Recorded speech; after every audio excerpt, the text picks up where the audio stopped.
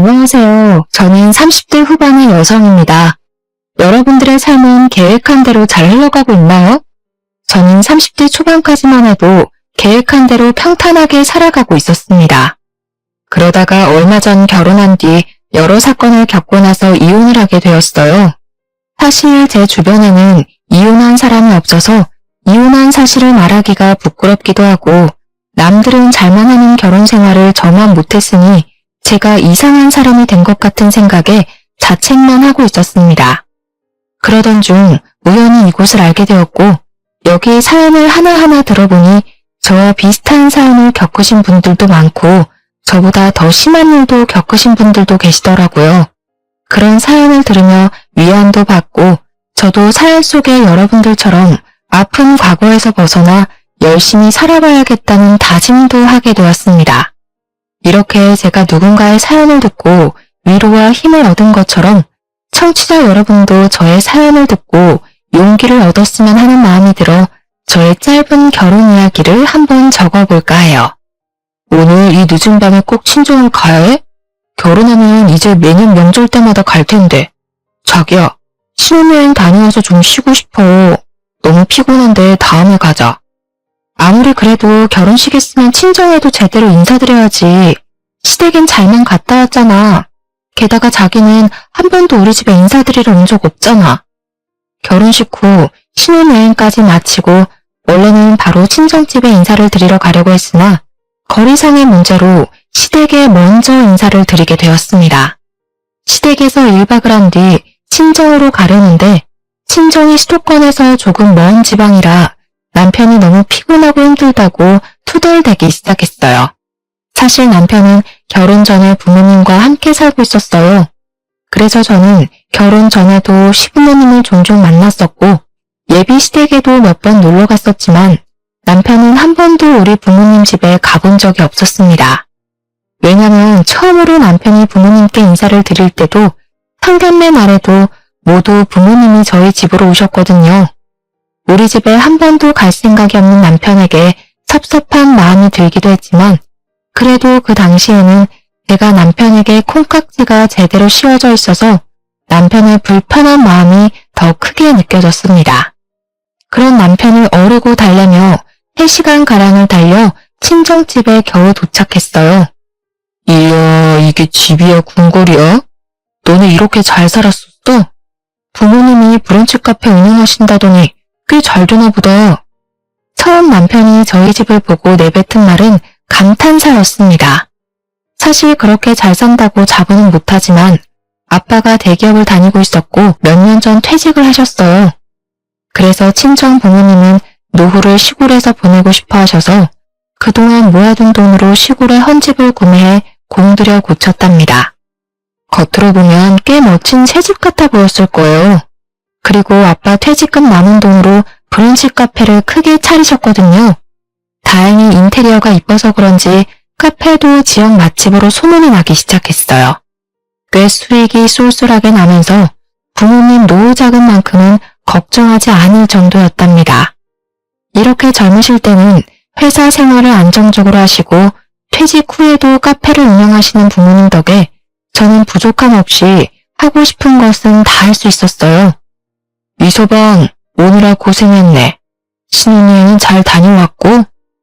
네, 아버님, 잘 다녀왔습니다. 결혼 전에 한 번 연락드리고 찾아뵀어야 했는데 그러지 못해서 너무 죄송해요. 이렇게 반갑게 와줘서 너무 고마워. 어서 들어와요. 출출하지? 내가 음식을 차린다고 차렸는데 맛이 있으려나 모르겠네. 엄마는 사위가 온다고 삼계탕에 전복에 장어구이 등 잔치상을 차려놓으셨더라고요. 음식이 너무 많아 식탁이 꽉 차서 더는 놓을 자리도 없는데 엄마는 자꾸 뭐가 없다면서 냉장고에서 뭘 더 꺼내놓으셨습니다. 세상에 장모님, 음식이 너무 맛있어요. 앞으로 장모님 밥 먹으러 자주 와야겠어요. 집이 가까우면 이것저것 내가 해줄 텐데 그러지 못하니 너무 아쉽네. 그래도 뭐 생각나는 거 있으면 언제든지 말해. 사위가 먹고 싶은 건 내가 뭐든지 다 만들어줄 테니까. 잘 먹으니 참 보기 좋네. 남편은 올 때는 그렇게 투덜대더니 엄마의 음식을 보더니 언제 그랬냐는 듯이 부모님과 신나게 대화를 나눴습니다. 얼마나 사근사근하게 말을 잘하던지 남들이 보면 남편이 이 집 아들 같아 보일 정도였어요. 장모님, 이 식탁 너무 좋아요. 우리 엄마가 얼마 전에 이런 식탁 보고 눈을 못 떼시더라고요. 너무 좋다면서요. 어머, 안사돈이랑 나랑 보는 눈이 비슷하네. 그런데 사돈댁에 식탁이 없어? 사실 식탁이 없어요. 원래 있었는데 좀 오래돼서 버리고 그냥 바닥에 앉아서 식사하세요. 그런데 요새 엄마가 허리가 너무 안 좋아지셔서 걱정이세요. 그러셨어? 허리 안 좋으시면 맨바닥에 오래 앉아있기 힘들 텐데.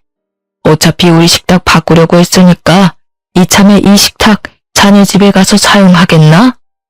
에이, 그래도 여보, 어떻게 우리가 사용하던 식탁을 줘요? 그냥 하나 새로 사줘요. 이거 뭐 그렇게 비싼 것도 아닌데.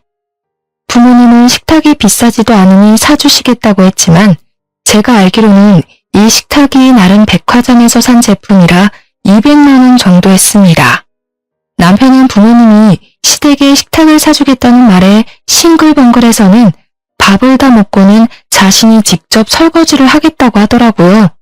당연히 우리 부모님은 말렸지만 그래도 남편은 끝까지 설거지하겠다고 하며 싱크대 앞에 자리를 잡았고 부모님은 거실로 밀려날 수밖에 없었어요.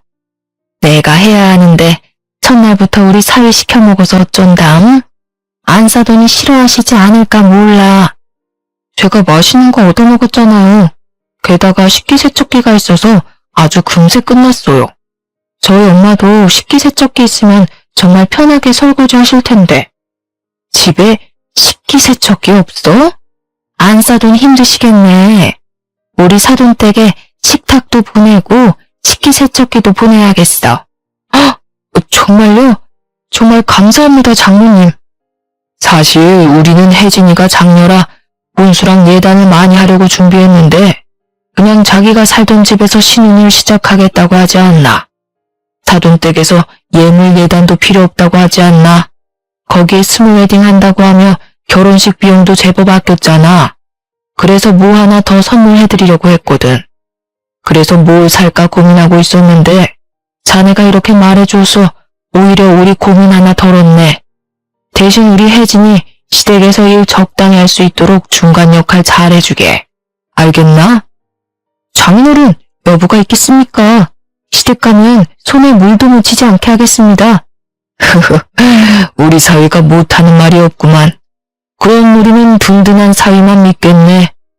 그렇게 친정에서 처음으로 같이 잠을 자고 다음날 새벽부터 엄마는 시댁에 보내드리겠다며 각종 음식에 과일을 한가득 챙겨주셨어요.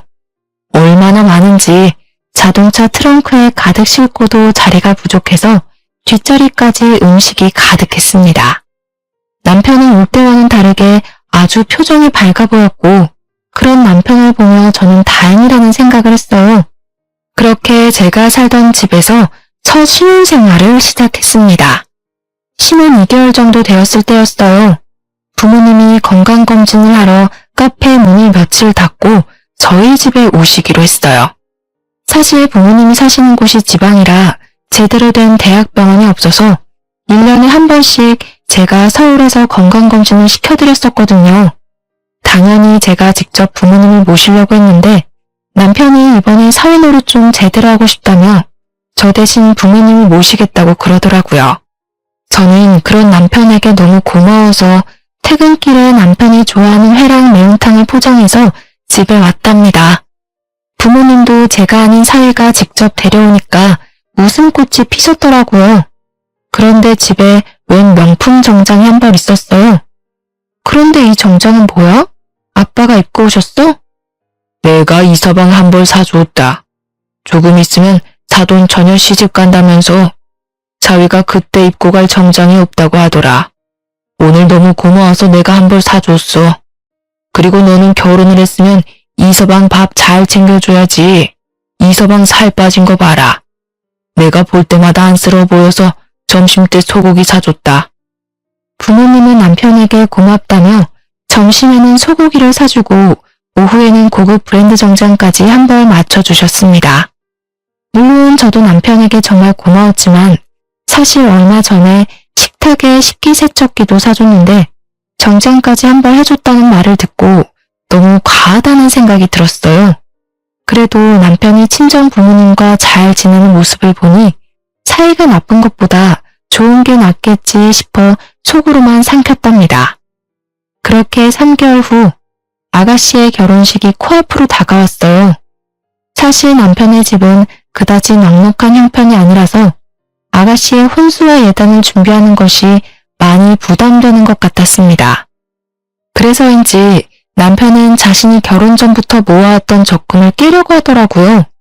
저 역시 모른 척할 수 없어서 결혼식 날 축의금 200만 원을 했어요. 친정 부모님도 아가씨에게 축의금 100만 원을 전달했습니다. 원래는 결혼식에 참석도 하시려고 했는데 그날은 부모님이 일이 있으셔서 어쩔 수 없이 축의금만 제 편으로 보냈어요. 그렇게 결혼식이 무사히 끝나고 다음 날이었습니다. 남편과 제가 집에서 쉬고 있는데 시어머니한테서 전화가 왔습니다.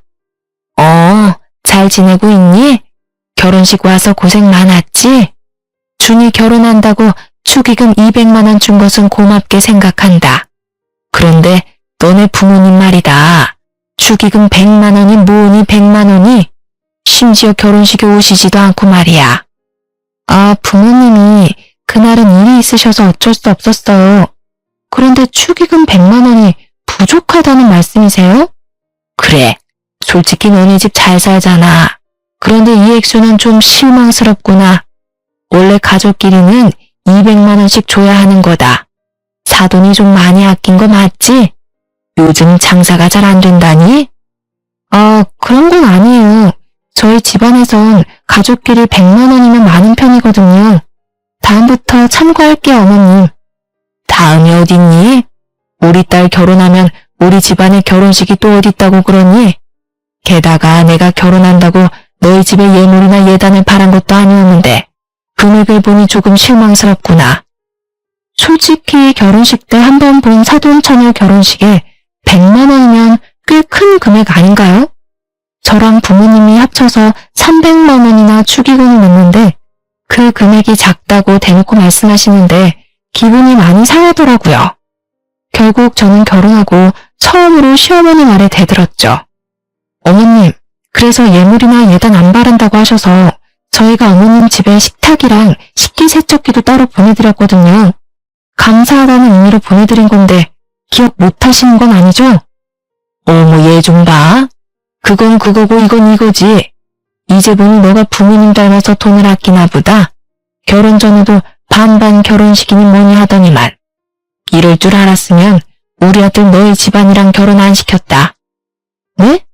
어머님, 좀 생각하고 말씀하세요.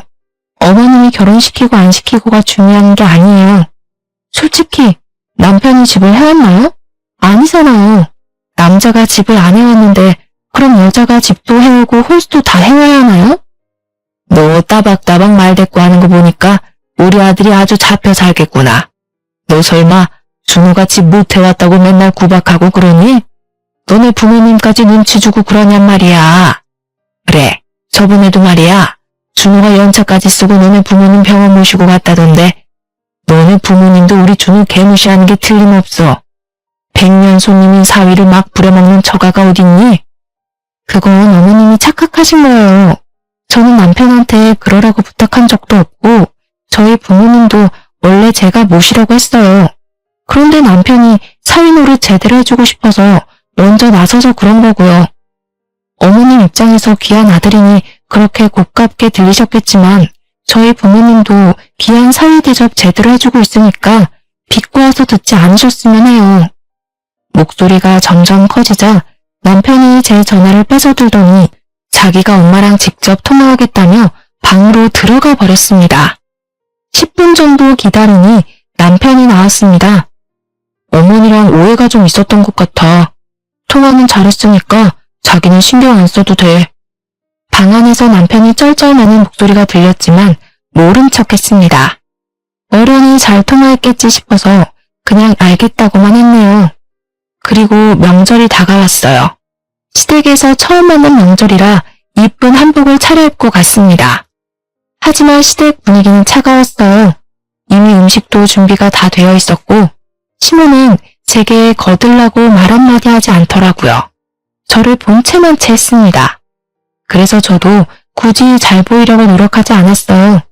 솔직히 제가 잘못한 건 없으니까요. 남편이 중간에서 눈치를 보는 게 느껴졌지만 그렇다고 직접 나서서 분위기를 화해시키려는 노력 따위는 하지 않았습니다. 분명 시댁에서 중간 역할을 잘하겠다고 떵떵거려놓고 실상은 시모 앞에서 한마디도 못하는 바보였습니다. 그러다 하루는 제 여동생의 결혼식 날이 다가오고 있었습니다. 솔직히 축의금으로 치사하게 굴기 싫어서 남편에게도 시부모에게도 얼마 넣냐는 말을 일절하지 않았습니다. 그냥 눈치껏 제대로 넣었겠거니 싶었죠. 저희 부모님한테 100만 원이 작다고 난리치던 시모였는데 그들이 어련히 알아서 넣었을까 싶어 신경 쓰지 않았습니다. 그런데 제가 너무 얕잡아 본 거죠. 신혼여행을 갔다 온 여동생이 면세점에서 산 선물을 가져다 줄 겸 인사하러 왔었어요. 남편은 그날 야근 있는 바람에 여동생을 만나지 못했어요. 이런저런 얘기를 하다가 축의금 얘기가 나왔어요. 여동생이 쭈뼛쭈뼛대더니 저희 남편에겐 절대 비밀로 하라며 말해주더군요. 언니, 형부한테 절대 말하지 말고 언니만 알아도? 사실 형부가 축의금으로 5만 원을 넣었더라고. 알고 있었어? 뭐? 5만 원? 다른 사람이랑 헷갈린 거 아니야? 나도 그런 줄 알았는데 언니 시댁도 전부 인당 5만 원씩 넣었더라고. 요즘 식대비가 5만 원이 넘어가서 조금 실망하긴 했는데 뭐 돈 바라고 결혼한 건 아니니까 남편이랑 나랑 신경 안 쓰기로 했어. 아, 내가 괜히 말했나 봐. 언니 신경 쓰지 마. 솔직히 요새 친구 결혼식에도 축의금 10만 원은 내지 않나요? 요즘 식대비가 5만 원이 넘어가잖아요. 돈의 액수보다는 사랑 성의가 더 중요하다지만 그래도 내 남편과 내 시댁이 그랬다는 게 너무 서운하고 자존심이 상했습니다. 게다가 얼마 전 축의금 300만 원으로도 작다고 난리친 그 시댁이 맞나 싶었어요. 여동생의 말을 도저히 믿지 못해서 10시에 야근을 마치고 남편에게 물었습니다. 당신 현지 결혼식 날 축의금 얼마 했어? 설마 5만 원 넣은 건 아니지? 여보, 나 너무 피곤하다. 밤늦게 일하고 온 사람한테 왜 바가지를 긁으실까? 지금 좀 씻고 싶은데 비켜줄래? 피하려고 하지 마. 사실대로 말하면 비켜줄게. 진짜 5만 원 넣은 거 맞아? 아이 참. 그래, 5만 원 넣었다 왜? 처제가 너무 작다고 그러디? 처제도 그렇게 안 봤는데 사람을 돈으로 보나 봐? 정성이 중요한 거지. 결혼식 날 내가 안 간 것도 아니고 직접 가서 축하해줬으면 됐지. 인생은 돈이 전부가 아니야. 미쳤어? 진짜로 5만 원을 넣었다고? 그럼 어머님도 아버님도 다 5만 원 넣었다는 게 진짜란 거네? 와, 당신 그거 내로남불이야, 알아? 저번에 우리 부모님이 축의금 100만 원 넣고 어머님한테 욕먹은 거 다 알면서도 그런 짓을 해? 당신은 친정이 만만하니? 뭘 만만하다고 그러냐? 너네 집은 잘 살고 우리 집은 돈도 없어서 아직 빌라 사는데 잘 사는 집안이 베푸는 게 맞지. 어차피 처제도 시집 잘 가서 유명한 호텔에서 결혼식 하더만. 우리 집에 축의금 얼마나 하는 게 뭐가 중요한가?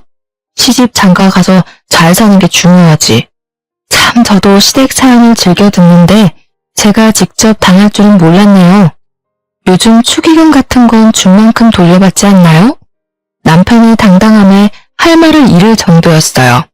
친정과 시댁의 경제적 차이를 이유로 축의금도 딱 식대비만큼만 냈다는 게 여러분들은 이해가 가시나요? 친정 부모님 앞에선 뭐 없다, 뭐 필요하다 잘만 이야기하던 남편이 제게 돈이 중요한 게 아니라고 마음이 중요한 거라면서 가르치듯 이야기하는데 코를 한 대 쥐어받고 싶더라니까요. 결혼한 지 이제 1년이 넘어가는데 벌써부터 결혼에 대해 회의감이 들기 시작했습니다. 어쨌든 남편이 5만 원 낸 게 맞다고 인정했으니 시부모님도 그 정도 냈을 것 같아서 시댁에 전화해서 따지지는 않았어요. 남편보다 더하면 더했지 덜하진 않을 거라 생각했거든요. 그렇게 시어머니 생신이 다가왔습니다. 며느리가 되면 시어머니 생신이 부담스러운 건 사실이잖아요. 왠지 제대로 대접해드려야 될 것 같고 대충 하면 욕먹을 것 같아서 긴장을 많이 했답니다. 그런데 남편이 이런 말을 꺼내더라고요. 우리 엄마는 미역국 별로 안 좋아해. 여보가 그렇게 긴장할 필요 없어. 집에서 요리하고 치우면 그게 더 일이잖아.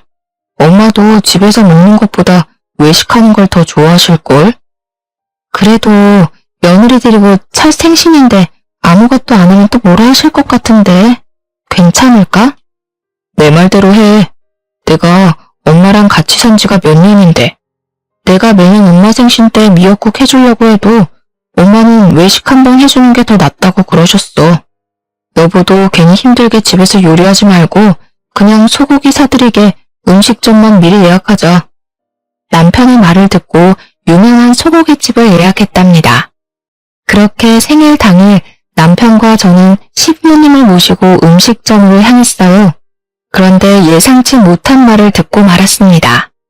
원래 생일날에는 며느리가 만든 미역국 한번 맛봐야 하는데 바쁜 며느님 덕에 나는 미역국도 못 얻어먹는구나. 아, 어머님, 준우 씨가 분명 어머님 미역국 좋아하시지 않는다고 하고 차라리 외식하는 게 낫다고 해서 음식점으로 예약했는데 소고기는 마음에 안 드세요? 넌 왜 이렇게 눈치가 없니? 며느리가 만들어준 요리를 싫어하는 시어미가 어딨다고. 아들이 그렇게 말해도 시어미 생일에 며느리는 요리로 거하게 대접해야지. 아휴, 내가 말을 말아야지. 그렇게 식사를 마치고 후식을 먹고 있었는데요. 시모의 말 한마디에 뜻밖의 사실을 알게 되었습니다. 참, 그리고 저번에 너네 여동생 결혼식 말이다. 내가 준우 통해서 축의금 100만 원만 했는데 어쩜 감사 전화 한 통이 없니? 네? 그게 무슨... 설마 저번에 내가 너네 부모님이 100만 원 축의금 준 것이 작다고 해서 지금 삐져서 그러는 거야? 솔직히 너네 집은 100만 원이 쉬운 돈이겠지만 우리 집에서 100만 원이면 정말 큰 돈이다. 그리고 액수를 떠나서 어른이 이렇게 생각해서 축의금 내고 했으면 당연히 감사 인사 정도는 해야 기본 예의 아니니. 저는 시어머니의 말을 듣고 혼란에 빠져 있었습니다.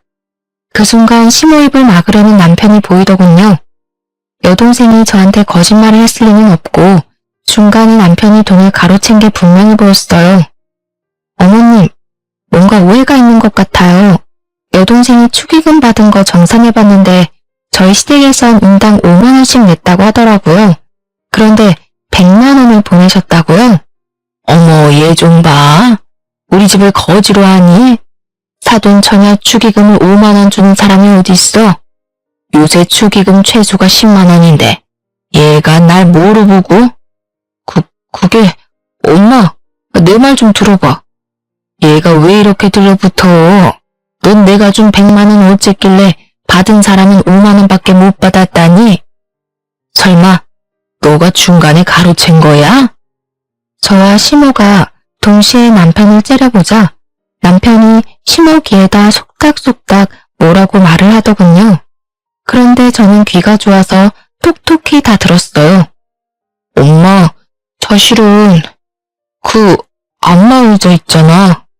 그거 그 돈이야. 그거 아직 와이프한테 말 안 했단 말이야. 엄마는 그걸 왜 지금 말해서 사람 곤란하게 만들어. 뭐? 안마의자요? 어머님, 제 남편이 안마의자를 사드렸어요. 아, 뭘 그렇게 따져대. 그냥 그러려니 하고 좀 살아. 어떻게 그렇게 살아? 어머니가 100만 원이나 주셨는데 너가 그걸 가로챘다는 게 말이 되는 소리야? 그리고 그 돈으로 안마의자를 샀다고? 안마의자 최소 200만 원이 넘어가. 네가 무슨 돈이 있어서 그 비싼 걸 샀냐고. 아들아, 네가 직접 말해봐라. 분명 네가 용돈 모아서 샀다고 그랬잖니. 근데 그 돈이 우리가 준 사돈 처녀 축의금이라고? 며느리 말이 맞니? 대화가 예상치 못한 분위기로 흐르자 눈치를 보던 시모가 헛기침을 하더니 시부를 데리고 시댁에 빠른 걸음으로 가더라고요. 집에 가자마자 남편한테 하나하나 물었어요. 그래, 사실 우리 엄마가 처제 결혼한다고 100만 원 주셨어.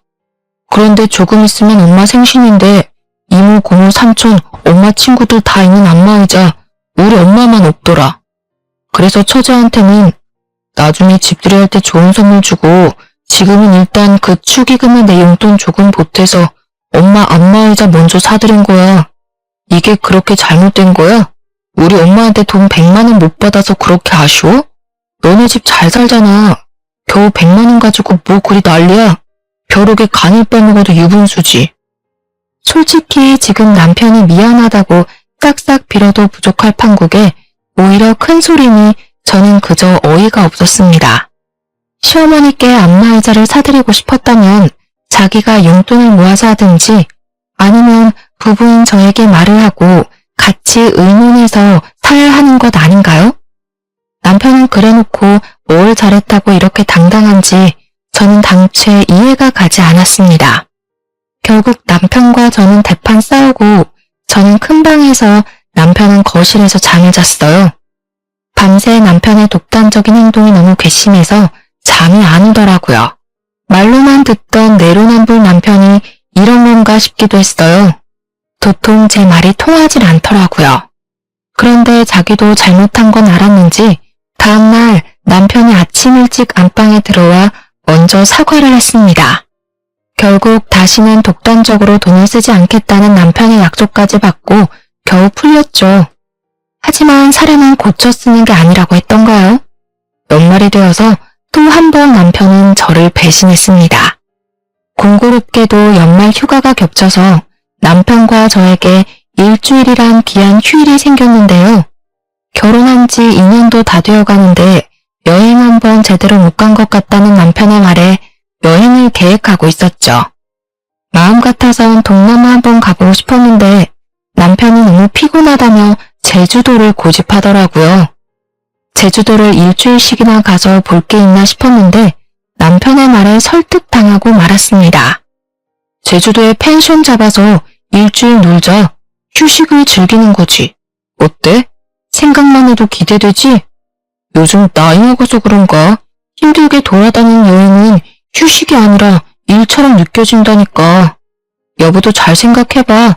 휴일을 휴일답게 즐겨야지. 스트레스도 풀리는 거야. 사실 저는 내키지 않았지만 남편이 너무 바라니 어쩔 수 없이 제주도 여행을 계획했습니다. 저보다는 남편이 더 기대하는 여행이었어요. 그래서 비행기 티켓부터 묵을 숙소까지 남편에게 알아서 예약해달라고 부탁했는데요. 여행 당일에 캐리어를 끌고 나가려는데 남편이 마침 시댁에 일이 생겼다며 저보고 먼저 택시 타고 공항에 가 있으라는 거예요. 여보, 엄마가 갑자기 배가 찢어질 듯이 아파서 응급실에 가야 될 것 같다네? 비행기 타기까지 4시간 남았는데 그 전까지 꼭 도착할 테니까 먼저 가 있어봐. 내가 공항 도착하면 전화할게. 어쩔 수 없이 저 혼자 택시를 타고 공항으로 갔는데 비행기 시간 1시간 전까지 남편이 오지 않았어요. 저는 비행기를 놓칠까 걱정돼서 남편에게 전화하려던 차, 저 멀리서 남편이 보였습니다. 그런데 혼자가 아니었어요. 다들 예상하셨죠?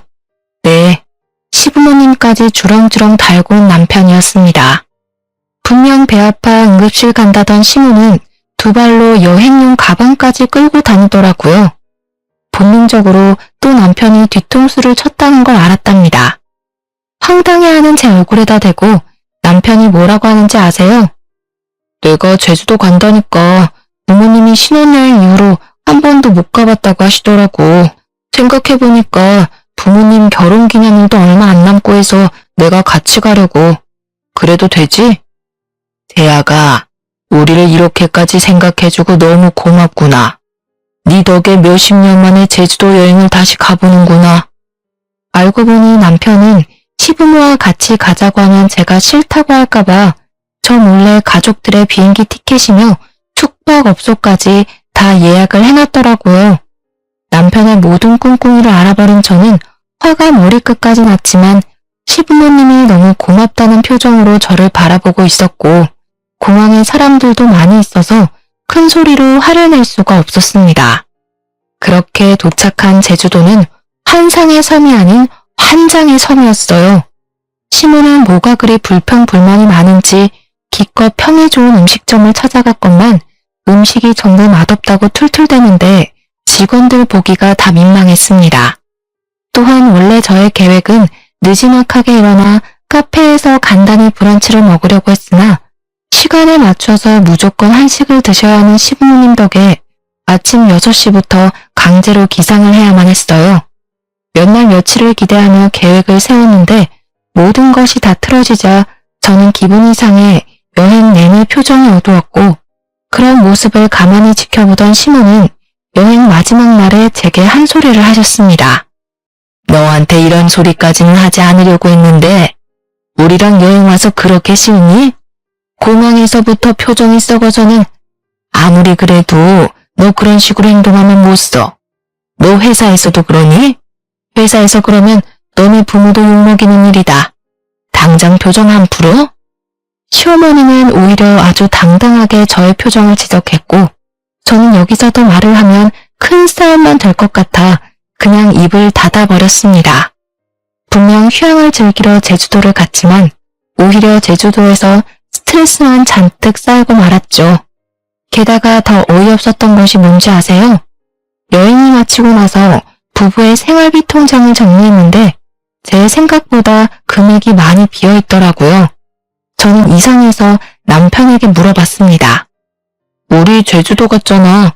비행기 티켓, 숙소 추가로 더 예약한 거 우리 통장에서 빼서 썼지.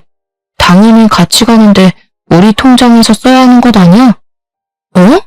야, 보자 하니까 당신 진짜 미친 거야? 내가 언제 시부모님이랑 같이 가고 싶다고 했어. 네가 거짓말 친 거잖아. 너가 제주도 가고 싶다고 고집 피운 것도 다 너네 부모님 데려가려고 그런 거지 미친놈아. 뭐? 그래도 좋은 게 좋은 거지. 너도 우리 엄마 아빠랑 추억 하나 쌓이고 좋은 거지. 죽으면 다 소용없어. 살아계실 때 잘해야지. 효도를 할 거면 네 돈으로 해. 왜 나를 끌어들여. 넌 친정에선 받아먹기만 하고 시부모한테는 쓰기만 하냐? 그럼 나도 친정에 효도해야 돼, 알아? 그리고 네가 맘대로 데리고 온 여행인데 네 개인 용돈에서 해결해야지. 그걸 왜 함께 쓰는 생활비 통장에서 끌어다 썼냐고. 너 진짜 양심이 없니? 저번에 분명 독단적으로 행동 안 하기로 했잖아. 약속한 지 1년이 지나니 2년이 지났니? 고작 4개월 만에 이런 짓을 또 벌인다고? 입이 있으면 말을 해봐. 뭘 또 그렇게 예민하게 받아들이냐. 결론적으로 효도하고 그러면 너한테도 좋은 거야. 생각해봐. 네가 시댁에 잘해야 이쁨 받고 고부 갈등 이런 것도 다 없어지는 거야. 내가 알아서 판을 짜주면 너도 눈치껏 행동하면 될 것이지. 고작 생활비 통장 썼다고 이렇게 욕먹을 일이야? 치사해서 이제 안 쓴다. 당신, 아직도 당신이 장가 안 간 철없는 아들 같아. 효도를 할 거면 결혼 전에 했어야지. 결혼했으면 우리 가정을 위해 돈을 써야 되는 거야. 내 말 알아들어? 결혼 전엔 하지도 않을 효도를 왜 장가 가서 뒤늦게 하려고 하냔 말이야, 내 말은. 도무지 너랑은 못 살겠다. 난 분명히 너한테 경고했어. 이렇게 네 맘대로 할 거면 그냥 너 다시 너네 부모님 모시고 살아. 나도 우리 부모님 모시고 효도하고 살 거니까. 뭐? 지금 이깟 일로 이혼하자는 거야?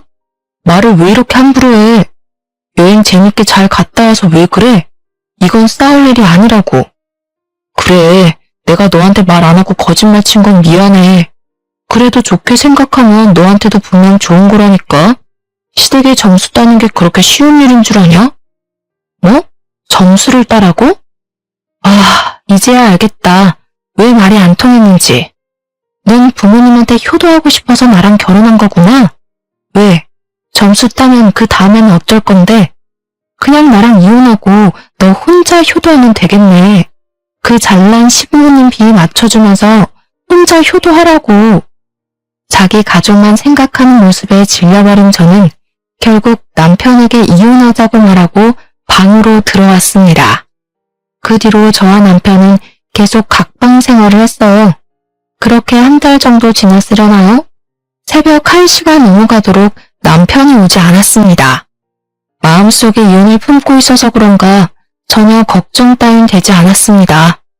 다음 날이 되어도 오지 않길래 그냥 무시하고 출근을 했죠. 점심시간쯤 시모에게서 연락이 왔는데요. 글쎄 남편이 술에 잔뜩 취해서 시댁 앞에서 자고 있는 걸 집 안으로 들여서 재웠으니 걱정 말라는 거 아닙니까? 그냥 알겠다고 대충 대꾸하고 끊으려고 했는데 시모가 뜻밖의 말을 꺼냈습니다. 사실 준우가 권고사직을 당했다는구나. 너한테도 말을 못할 정도로 애가 충격이 큰가 봐. 네가 잘 추슬려줬으면 하는구나. 그래도 너가 돈을 벌고 있으니까 얼마나 다행이니? 너무 아들한테 스트레스는 주지 말았으면 하는구나. 그리고 너네 결혼한 지 2년이 넘어가는데 왜 아이 소식이 없니? 아이는 부부 사이의 축복이란다. 기르다 보면 부부 금슬도 더 좋아지고 애 키우는 재미로 살다 보면 10년 훌쩍이다.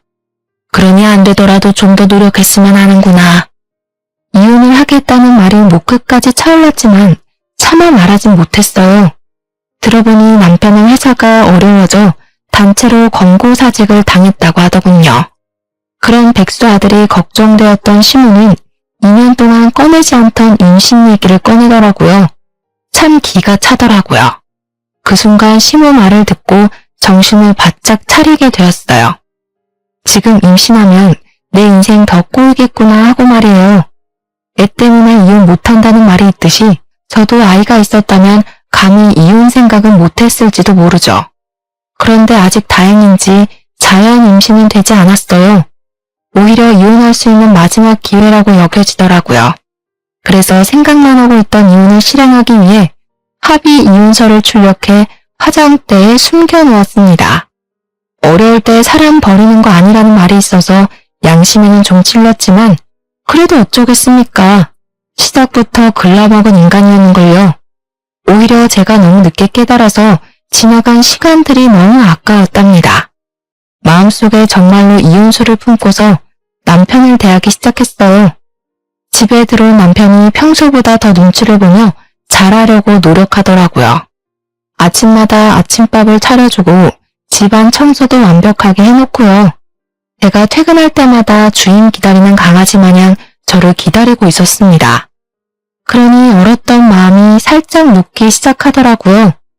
막상 심하게 시집살이를 당하고 산 것도 아니고 남편이 바람을 핀 것도 아닌데 이런 걸로 이혼이 될까 싶은 생각이 들었습니다. 참 어리석게도 합리화를 하기 시작했어요. 그때부턴 하루아침에 일자리를 잃은 남편이 불쌍해 보이더군요. 그러던 찰나 친정에서도 큰일이 생기고 말았는데요. 부모님이 운영하시던 브런치 카페 매출이 뚝 떨어져서 망해버린 거였죠. 부모님 말로는 주변에 대형 카페들이 연이어 생기면서 매출이 낮아지더니 최근에 온라인 리뷰가 좋지 않게 달리는 바람에 더 이상 운영이 힘들다고 하더라고요.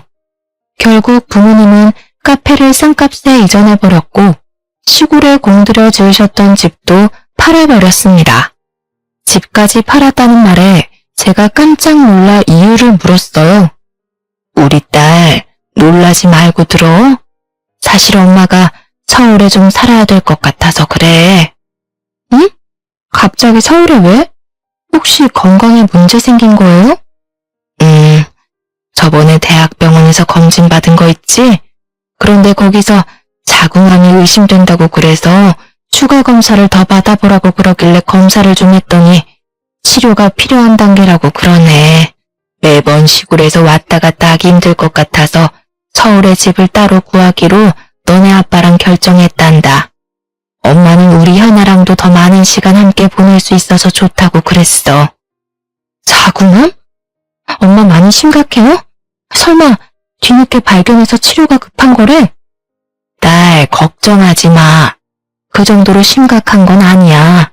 사실 치료만 받으면 충분히 완치될 수 있다고 의사쌤이 그러셨어. 요즘 의료기술이 뛰어나서 약만 잘 먹고 경과보면 될 것 같다고 그러셨어. 안 되면 제거 수술하면 되니까 너무 걱정하지 말고.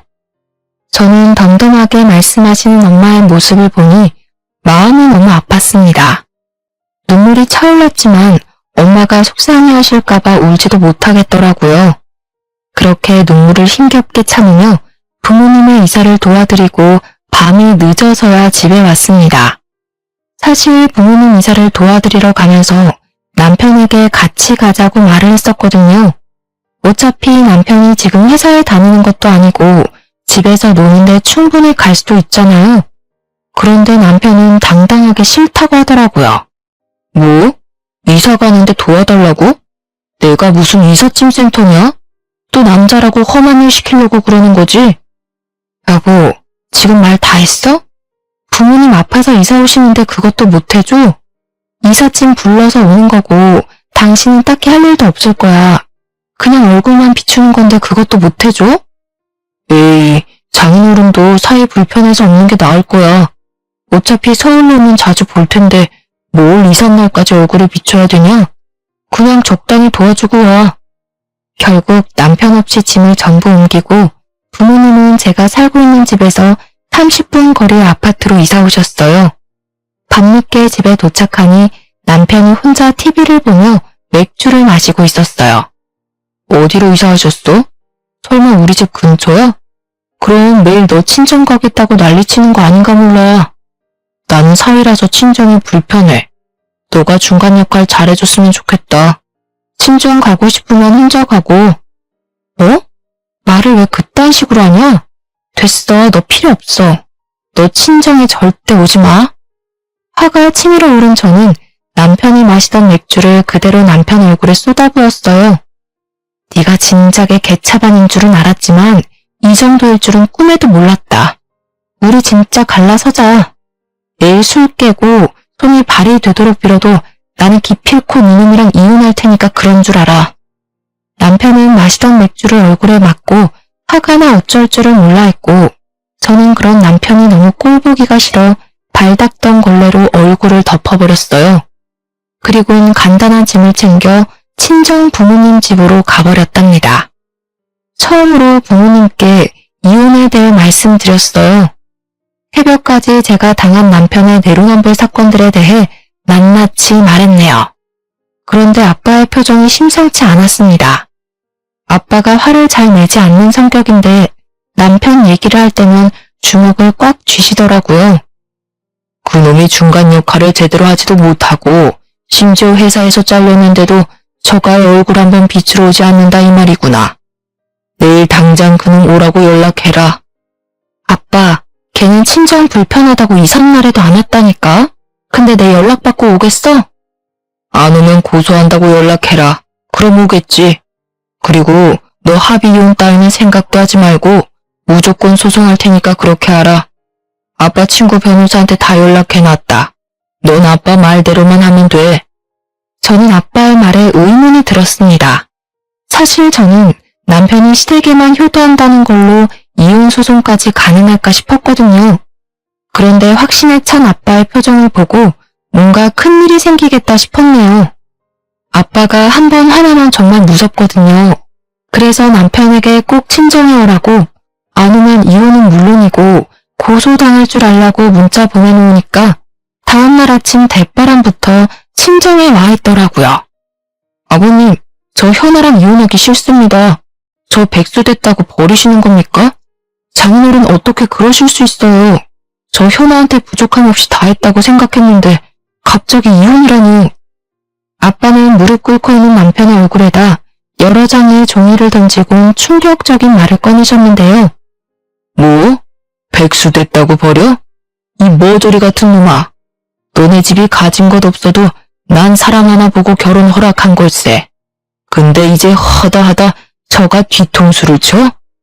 이놈은 인간 되긴 글렀어. 아주 콩밥 먹고 정신 차려야지. 그 말에 저도 놀라서 아빠가 뿌린 종이를 한 장 주워서 읽었는데요. 종이엔 블로그 게시글이 빼곡히 써져 있었어요. 음식이 전부 맛이 없고 카페가 청결하지 못하다는 내용이었죠. 심지어는 커피에 벌레가 나왔다, 머리카락이 나왔다 이런 내용까지 있더라고요. 설마 해서 아이디를 봤는데 남편이 자주 쓰던 메일 주소였어요. 그리고 블로그에서 험담하던 그 카페는 저희 부모님이 운영하시던 브런치 카페였고요. 쪽팔린 건 아닌지 남편은 그 종이를 막 주워 담으려고 바닥을 기었습니다. 그리고 연이은 아빠의 말에 남편은 두 손을 싹싹 빌기 시작했는데요. 넌 처가가 운영하는 카페가 잘 되는 게 그렇게 배가 아팠냐? 뚫린 입으로 한번 말해봐라. 네가 인간의 몸으로 이딴 짓을 해? 장인어른, 오해가... 너가 우리 카페에 와서 빵을 사 먹기랬어, 커피를 마시기랬어. 사진 도용까지 해가면서 카페 망하게 만들고 싶었냐? 뭐 위생이 엉망이고 직원들이 불친절해? 이놈은 정신교육이 필요해. 이런 쓰레기는 평생 고쳐 쓰질 못해. 알겠어? 넌 네가 저지른 모든 죄에 대해 낱낱이 고소당할 거니까 위자료 준비해놔라.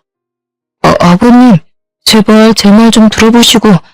그러니까 제가 그렇게 한 건 정말 잘못한 게 맞는데요. 효나가 또 친정이 잘 살아서 기세 등등한 게 좀 보기 그래서요.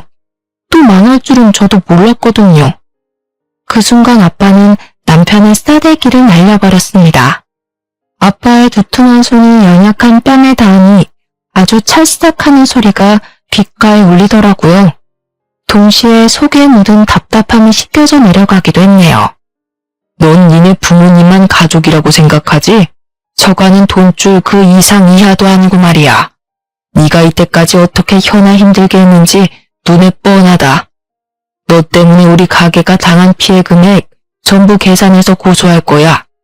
6개월간 매출 감소액, 직원 인건비, 가게 자리세까지 전부 다 포함시킬 거니까 네 그 잘난 부모님 집을 팔아서라도 못 내는 금액으로 청구할 거다. 알겠냐? 순간 남편 얼굴에 핏기가 사라지고 새하얗게 질린 얼굴이 되더라고요. 사내 자식이 눈물까지 펑펑 흘리면서 아빠 다리를 잡고 늘어지는 꼴이 참 우습더군요. 어떻게 또 뒤통수를 칠 수 있는지 남편과 결혼한 제 자신이 너무 부끄럽기만 했습니다. 알고 보니 아빠는 가게 매출이 떨어질 때부터 이 사실을 알고 있었더라고요. 차곡차곡 증거를 수집했고 그 블로그의 주인이 제 남편이란 걸 알게 되었을 때 하필 엄마가 자궁암 소견 때문에 대학병원 치료를 받아야 해서 가게를 접기로 결정한 거였습니다. 아빠는 당연 사위에게 실망이 가득했고 차마 저한테 묻지도 못하시고 혼자서 증거를 모아서 변호사와 고소를 준비하고 있었던 거였죠. 명예훼손죄와 영업방해죄, 모욕죄로 법적 대응을 시작하기로 결정하셨고 저 또한 이혼 소송을 시작하면서 남편은 끈떨어진 연신세가 되고 말았습니다. 이혼 소송으로 남편에게 받을 수 있는 위자료는 몇 푼 되지 않더라고요. 대신 돈이 전부 떨어진 남편은 맞고소는 물론이고 변호사 선임 비용조차 없었기 때문에 시댁에서 진짜 집을 팔아서 손해배상을 해야 될 처지에 놓였죠. 그런데 갑자기 시댁에 사준 식탁과 식기세척기가 생각이 나더라고요. 그것도 한두 푼이 아닌데 그걸 그대로 둘 순 없잖아요? 그래서 주말에 용달차를 불러 시댁에 무작정 들어가서 식기세척기와 식탁을 다시 가져왔습니다. 야, 사람이 줬다 뺏는 게 어딨어? 지금 시어미한테 뭐 하는 짓이야? 아줌마가 내 시모야? 나 당신 아들이랑 이혼했어. 이혼했으니 우리 집 물건은 다시 내가 가져가야지, 안 그래? 이년이 진짜 오늘 너 죽고 나 죽어보자. 전 시모는 제 머리채를 잡으려고 난리를 쳤습니다. 그 순간 뒤에 숨어있던 여동생이 나타나 핸드폰으로 그 장면을 전부 찍어버렸죠. 나 때리기만 해. 이거 다 녹화해서 당신 폭행죄로 고소해버릴 거야. 아들은 허위사실 유포에 영업방해죄, 그 엄마는 폭행죄로 고소 걸리면 아주 볼만하겠네. 그치? 제 말에 전 시모는 헛기침을 하며 방으로 들어가 버렸고 그 사이 저희 부모님이 사준 모든 물건을 다 빼내왔습니다. 그게 시댁과 전 남편과의 마지막이 되었네요. 나머지는 아빠 친구 변호사님이 알아서 처리해 주시기로 해서 마음 편히 기다렸네요. 저희 엄마는 다행히도 진행 상태가 심각하지 않았던 터라 제거 수술을 받고 회복 중에 계십니다. 저희 가족끼리 전 남편에 대한 말은 입 밖에도 꺼내지 않게 되었네요. 저희는 원래 살던 집을 팔고 친정 부모님이 사시는 서울집에 함께 살고 있어요. 여전히 회사도 다니고 있고 달라진 건 이제 이혼녀가 되었다는 사실 하나예요. 전 남편이 워낙 분리수거도 못할 쓰레기라 이혼의 후회는 없어요. 오히려 이혼 안 했으면 제 미래가 더 끔찍했을 거고요. 그래서 제 과거는 오늘 사연으로 훌훌 털어버리고 앞으로 펼쳐질 제 인생에 집중하기로 했답니다. 지금까지 다사다난했던 저의 이야기 들어주셔서 감사합니다. 모두 행복하세요.